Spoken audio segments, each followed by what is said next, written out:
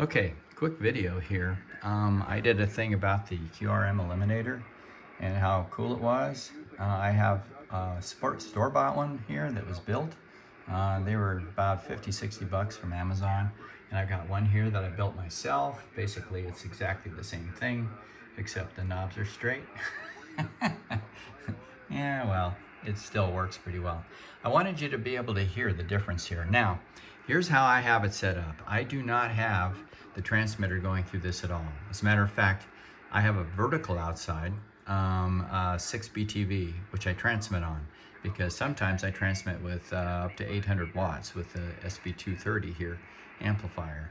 So that's cool. So I transmit off of the vertical, but I receive off of a CCD horizontal antenna. It can receive on all the bands much quieter than the vertical. The vertical is about S9 all the time. The wire on the roof is S7 most of the time. That's just the noise. That's not signals, that's just noise. So I have it set up that so I'm using the receive antenna right here separate.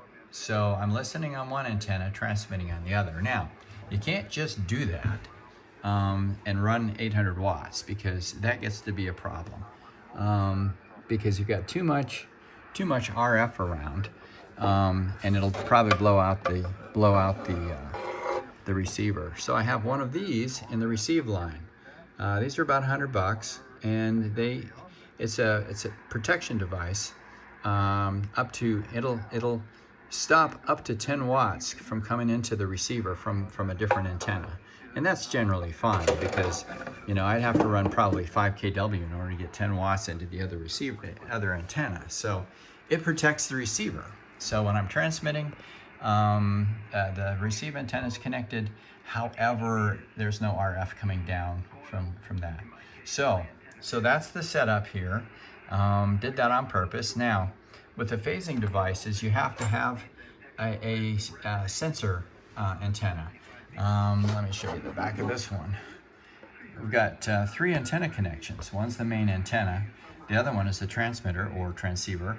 And then there's the auxiliary antenna. The auxiliary antenna needs to pick up noise, and only noise. You don't want it to pick up the signal, because if you start picking up the person you're trying to talk to on this antenna, it's going to phase them out too. You want just the noise to come out on this. I have a big chunk of coax that goes up the wall and goes outside, and it's not terminated in anything. It's just out there. And I have a piece of coax going over to a clip lead that's clipped to the ground side of that. So I'm looking just at a ground side of some coax, which is going up through the attic, which is laying across a bunch of AC lines. So it picks up plenty of noise. So a perfect amount of noise, actually. So here's I'm gonna let you hear what we've got going on here, just to let you know how well it's working for me. Of course, I'm not gonna say it's gonna work for you like that. Okay, let's turn this up. You'll hear these guys. What I do in a mobile situation, I put on Okay, that's him with the phaser on. What am I doing when I do that? You're putting a loading coil on it with a stinger. That's lumped inductance that's used as a Okay, loading coil. that's with it on.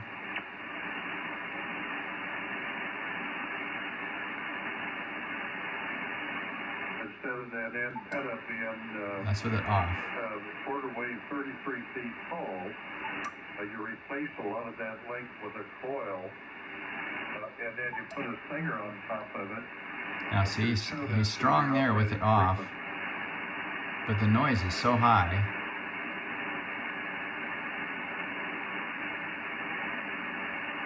Let's find another signal, one where they're not thinking so much.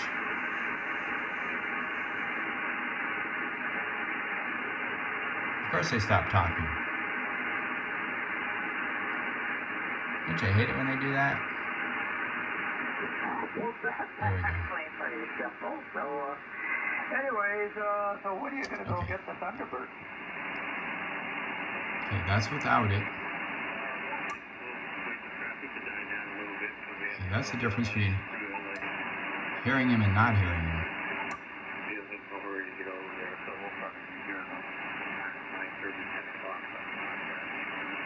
Yeah,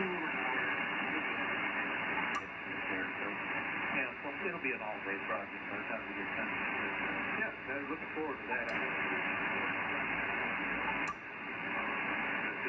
And you see the RX here is on.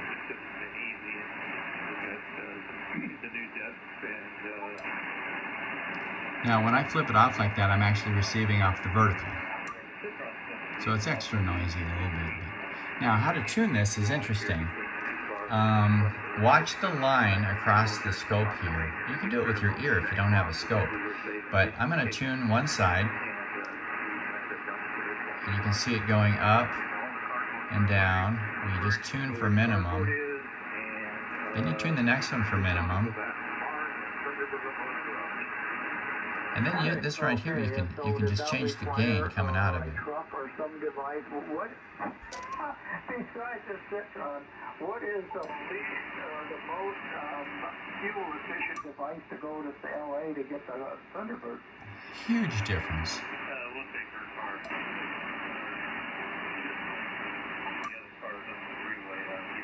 Now granted, the wire antenna I have on the roof is horizontal, which means it's directional. So some of the stations are going to be better than others because some of them are going to be within the range of, you know, the lobes of the vertical or of the horizontal antenna. The vertical, of course, is in all directions, so there's tons of noise on that. I don't care. I'm only transmitting off of it. So I'm transmitting in all directions. And 800 watts, which helps with the wonderful propagation we have these days. But there you go. I just wanted you to hear the difference here.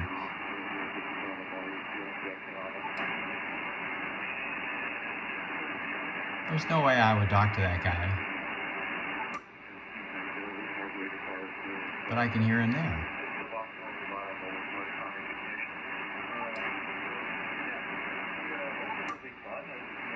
Now just for the fun of it, I'm going to go down to 80 meters.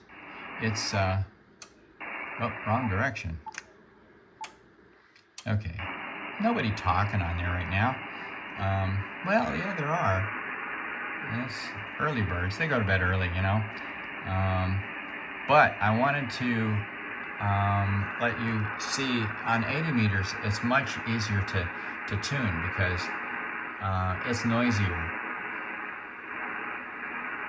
So there you can get the absolute, because I think once you've tuned it, it's good on all the bands. I mean, noise is noise, right? So you can really adjust it there. Now if I just turn it on and off, okay, that's the antenna by itself, the wire antenna, and that's the vertical. Okay, so that's what I would have to deal with. Check the S meter. That's what I have to deal with a vertical. Okay, that is the horizontal antenna, or the wire antenna, so it's S7. And then when I turn the phasing unit on, well, let's just see the noise. Goes down to S5. So the difference in noise floor is from S5 to S9.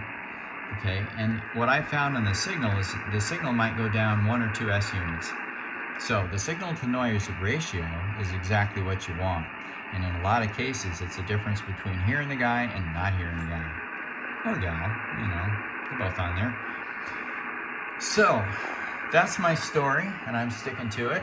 I think a little bit better demo than the other one that I did. And I've gotten to know it a little bit better because before I only had this one, which by the way I blew out running the transmitter through it. Don't try and run more than 100 watts. Can't do it. It screws it up. And then after buying a store-bought one, and this is a better deal because by the time you buy all the connectors and stuff, the kit actually cost me more than the assembled one did. I might change the knobs to something a little better,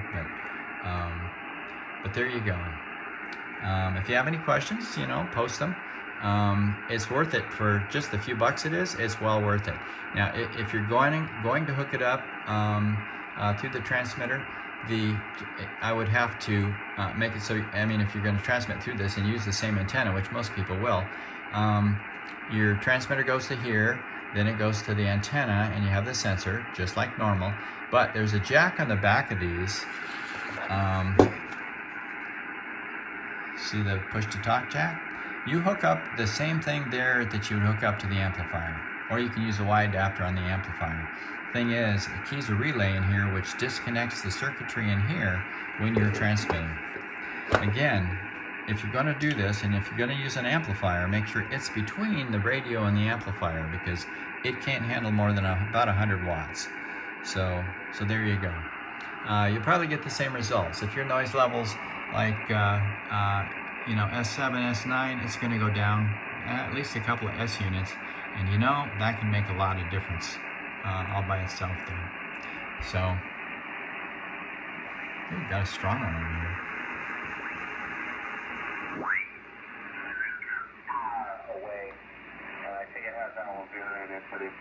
Oh, it's my buddy down the street. Okay, so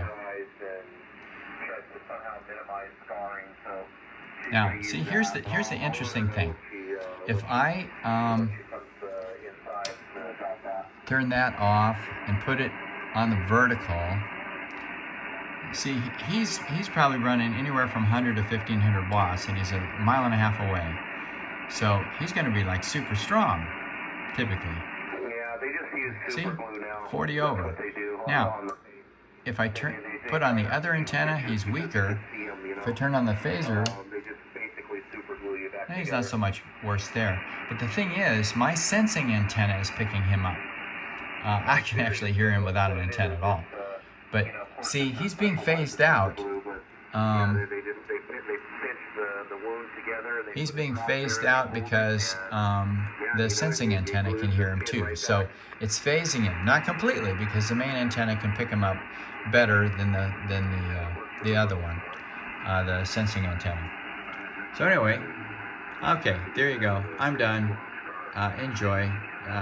Send me questions if you've got them.